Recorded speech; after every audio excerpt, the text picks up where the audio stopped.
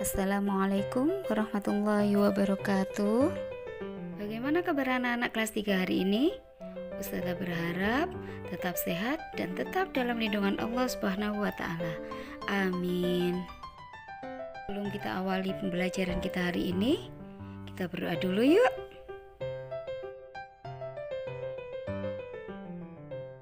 Kali ini kita akan belajar tema 1 tentang pertumbuhan dan perkembangan makhluk hidup. Subtema 3, pertumbuhan hewan. Pertumbuhan adalah suatu proses bertambahnya jumlah sel tubuh suatu organisme yang disertai dengan penambahan ukuran, berat, serta tinggi yang bersifat irreversibel atau tidak dapat kembali pada keadaan semula. Dalam video ini, kita akan belajar pertumbuhan dan perkembangan hewan melalui informasi yang didapat dari teks bacaan.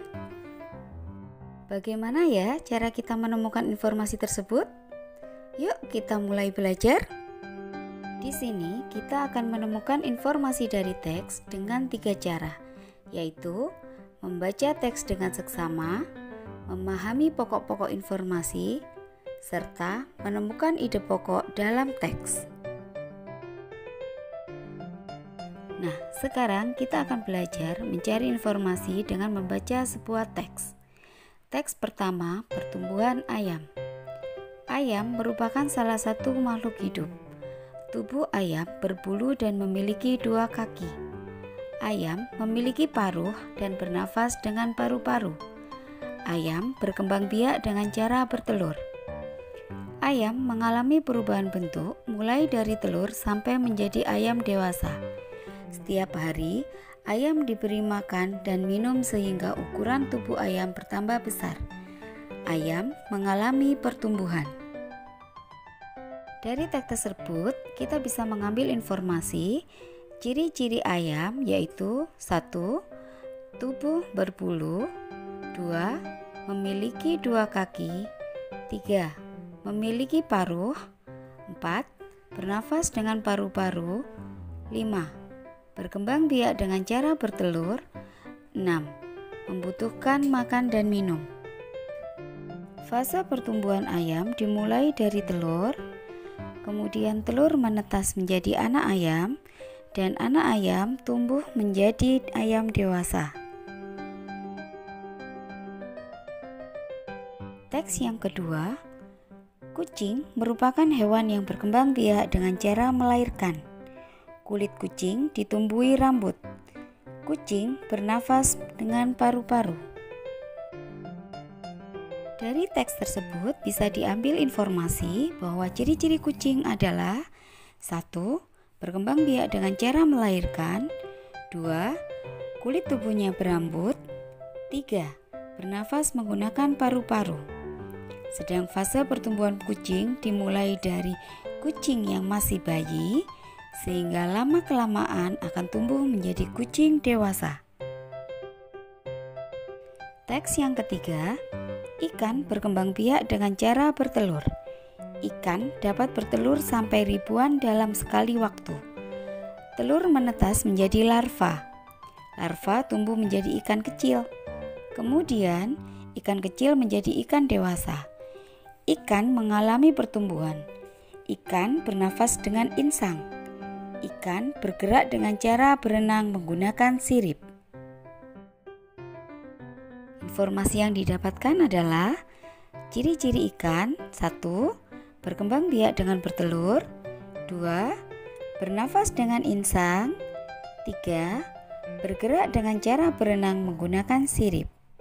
Sedangkan fase pertumbuhan hidup ikan dimulai dari telur, kemudian menjadi larva, larva kemudian berubah menjadi ikan kecil, dan tumbuh menjadi ikan dewasa.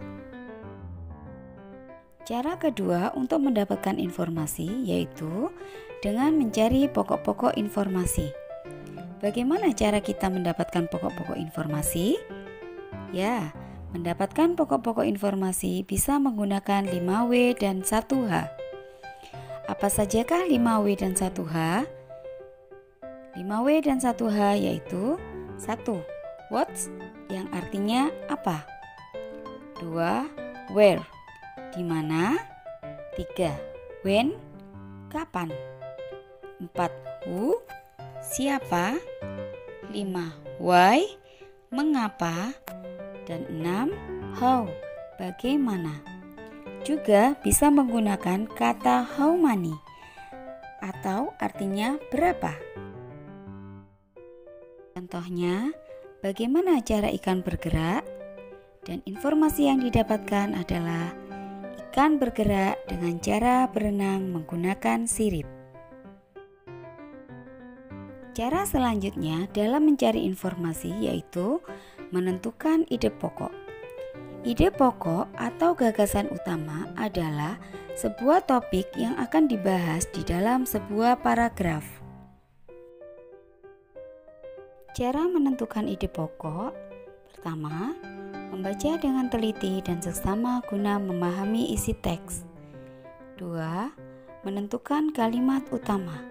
Kalimat utama ini bisa di awal paragraf maupun di akhir paragraf. 3. Menyimpulkan isi paragraf atau teks.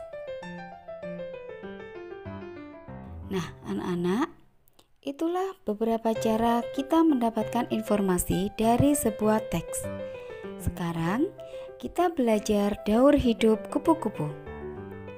Kupu-kupu dimulai dari telur. Kemudian telur ini akan menempel pada daun. Telur akan menetas menjadi ulat. Ulat kemudian akan berubah menjadi kepompong.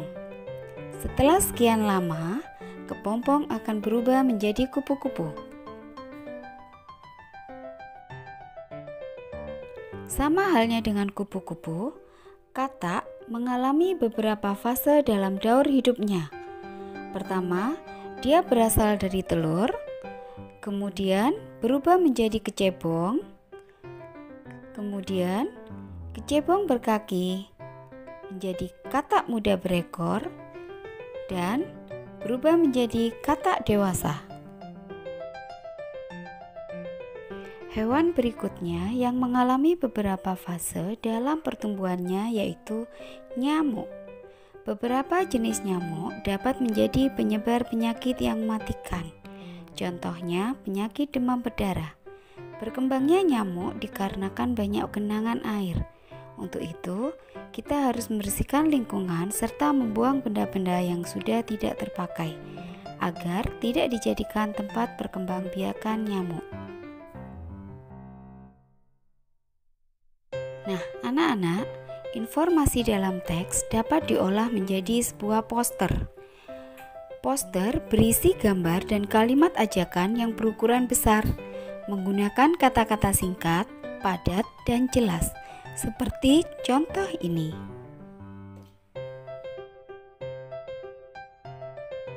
Sekarang, cobalah membaca teks pertumbuhan kucing dan kerjakan latihan yang Ustadzah berikan. Pertama, temukan satu informasi pada teks tersebut. 2. Ceritakan kembali daur hidup kupu-kupu. 3. Buatlah satu pertanyaan yang berkaitan dengan pokok informasi dari teks tersebut. 4. Buatlah satu poster yang bertemakan kesehatan.